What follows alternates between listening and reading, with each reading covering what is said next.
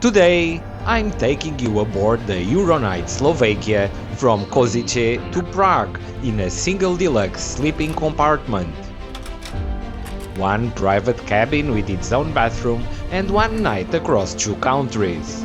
I'll show you the cabin, the little rituals of night train life, how breakfast works, and an arrival into Prague way ahead of schedule. Is this the best night train in Europe? Let's find out.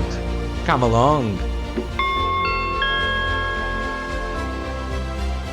Hi and welcome to Kosice, here in eastern Slovakia, and more specifically to its rather lovely rooftop restaurant. I'm having an early dinner with a view over the square in front of the station, and for those who watched last week's video, yes, the restaurant was open when I arrived from Bratislava. Kosice station has stood on this spot since 1860, although the building you see today dates from 1973, rebuilt between 2011 and 2016. The station is inside a shopping center with several shops and eateries,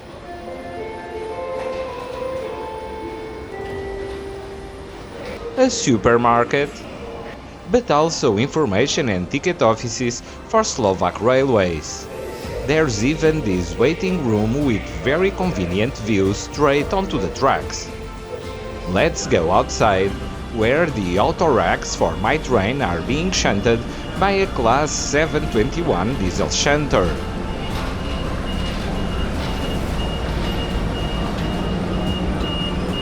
And speaking of my train, here it comes, arriving from Banafoše nad Ondavu.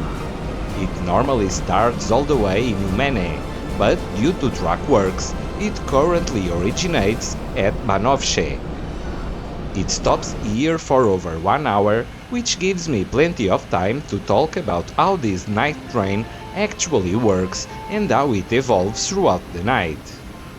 At the front, we've got a Class 193 locomotive owned by RS Lease and operated by Slovak Railways, which will stay with us all the way to Prague.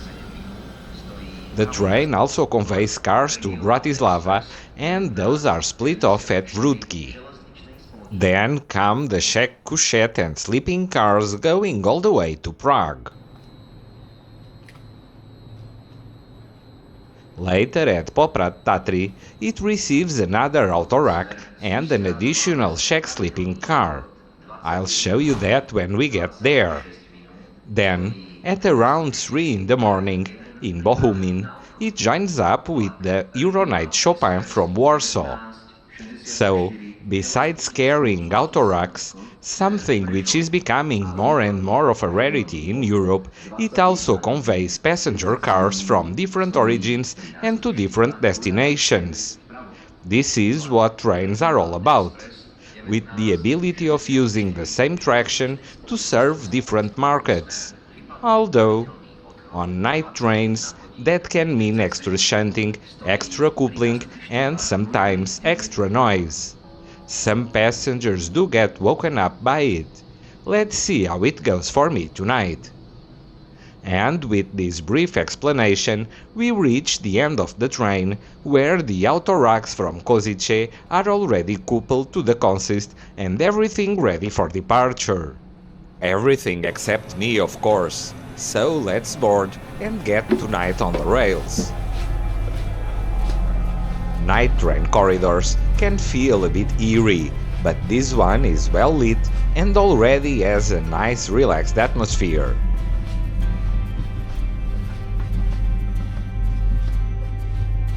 And here's my cabin, just in time for departure from Kosice at 10:07 p.m. as scheduled. And as usual upon departure, here's today's trip map.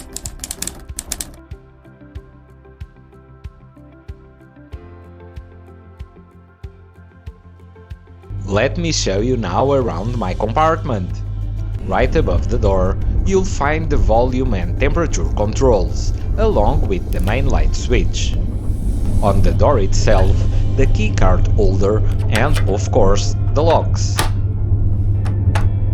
There's also an intercom to reach the car attendant and the bin. Near the window, a folding seat in case you're roasting a guest. The essential blackout blind. And by the bed, a pocket holder and 2 complimentary bottles of water. For luggage, there's this space above and another one under the bed. Lighting-wise, you get a bedside light by the pillow and a soft blue night light for anyone who likes a little glow while falling asleep. On the bed, there's the menu, the breakfast choices which you shall inform the car attendant about, and the best practices card. As for the amenity bag, it includes shower gel, soap, and these hotel slippers. Finally, let's check the bathroom.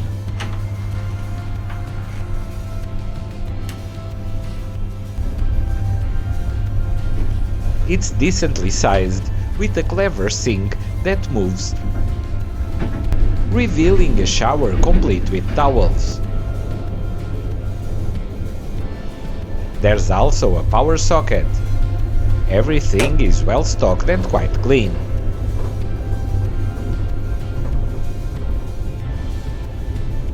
And with all this, we're arriving at Poprad-Tatry, 100 kilometers and 1 hour 13 into the trip.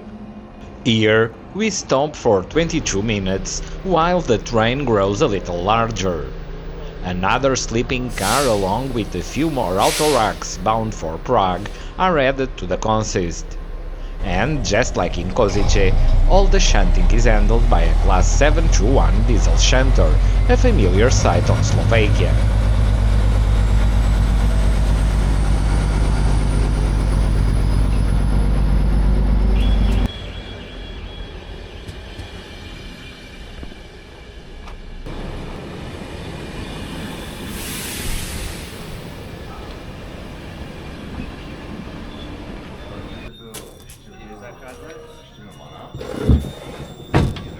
Once everything is coupled, checked and ready to go, we leave Poprad right on time at 11:42 p.m, sleeping into the night.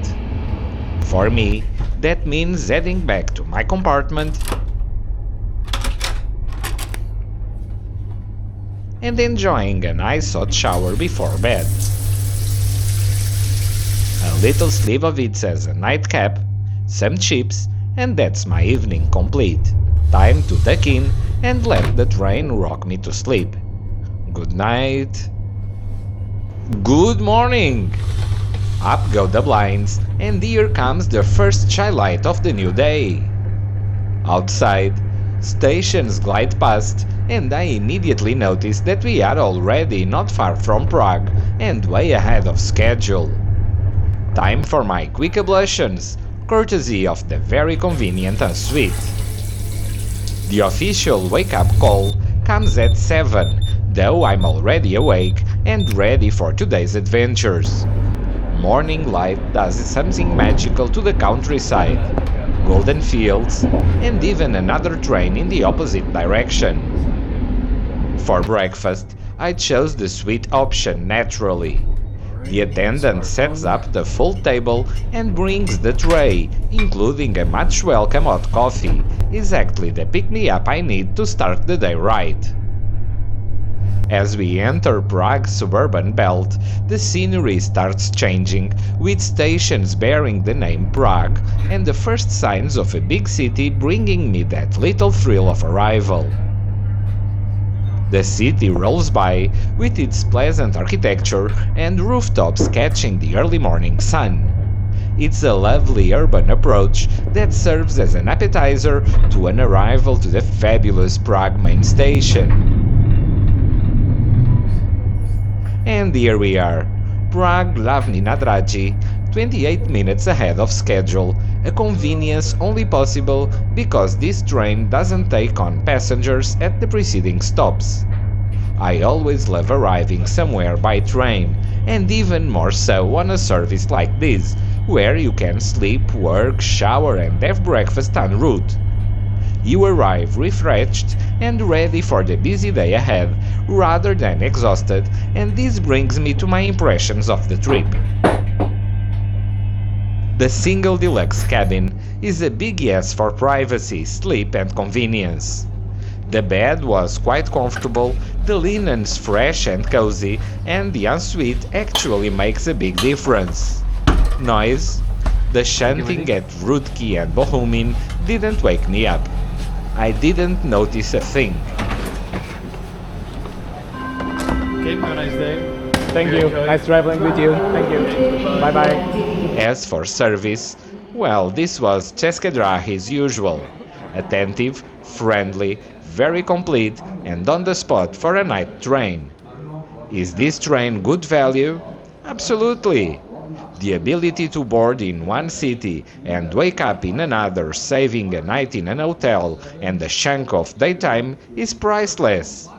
If you value time and sleep, the whole thing is worth the premium. Thanks for riding with me on today's journey all the way to the end. If you enjoyed the video, don't forget to like, subscribe, share and drop a comment below.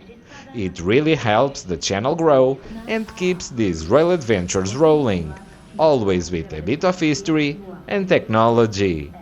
Thanks for coming along, and I'll see you next week.